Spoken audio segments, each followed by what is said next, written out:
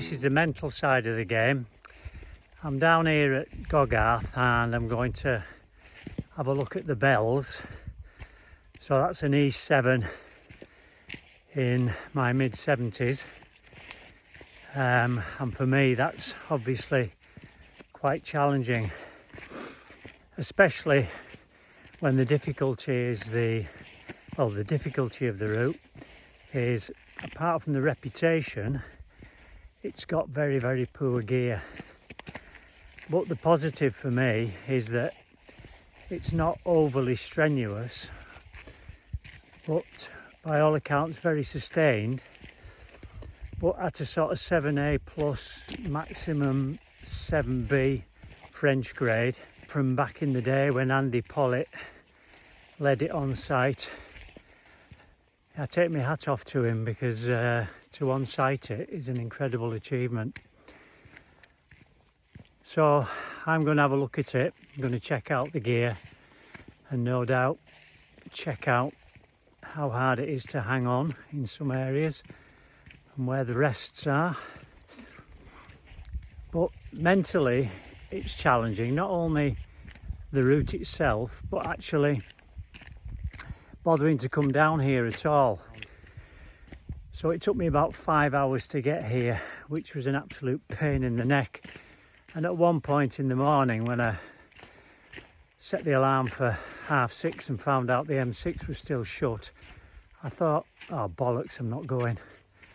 But then you've got to drive yourself sometimes, and it's how you feel if you don't go. And if you don't go and you know you should, you feel shit. So I drove myself to come down here and I had a look at the route yesterday. And in fact the sunshine came out, which was really nice. And looking straight up, the bells. And it looks absolutely desperate, especially in these cold temperatures. Well, at least the sun's out. But I was quite shocked at the complexity and the deviousness of the route itself. And I just take my hat off to those guys who've on-sited it, which isn't very many. And in fact, it hasn't been done many times. And if you look back in UKC on the forum, it's got one hell of a reputation, even with good climbers. So yeah, I'm right out my comfort zone here. But what's life without a challenge? So here we are after about 25 minutes walk. North Stack in all its glory. On a still damp November day. Up to the viewing platform. I came here last year and it was blowing an absolute gale. And I stood here and nearly got blown off the top. There's the wall itself. And the bells. Takes a weaving line up this face. A bit damp at the moment. But it's the classic E7 route, perhaps with one of the greatest reputations apart from Indian Face. But it's up there, the John Redhead classic, the bells, the bells. And it hasn't had that many ascents over the years.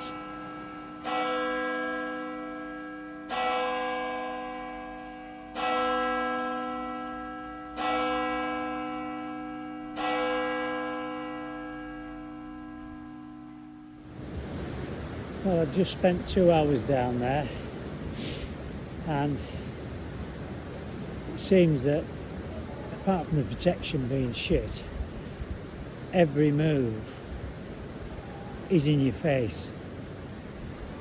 I mean, it's not as if you're going up to a nice comfortable jug every few feet. You're going up to a nice uncomfortable sharp crimp every few feet. and weaving a path up that wall. From the CAD you go across a horizontal traverse and you get to a sort of semi-resting ledge where you can get some basic protection, and from there up to the peg it's almost like all hell's let loose, especially when you're climbing at your limit, which, you know, 7A plus 7B is my limit. Certainly for sport climbing, and to turn that into a trad climb without any protection is quite a mental challenge, especially at my grand old age of 74.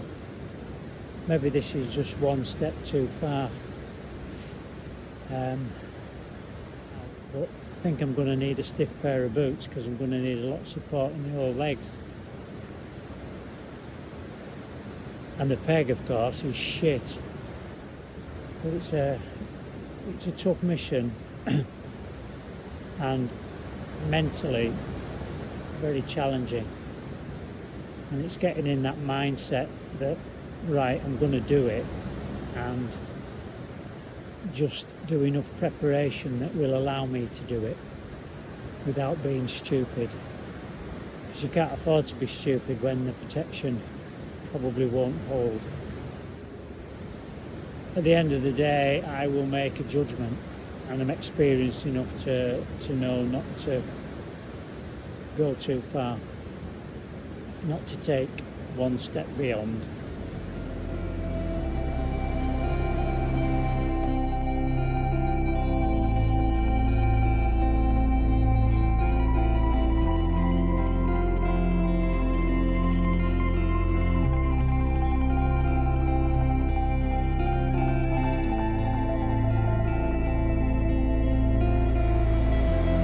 The end of a long November day. Beautiful still evening. It's a privilege to be here.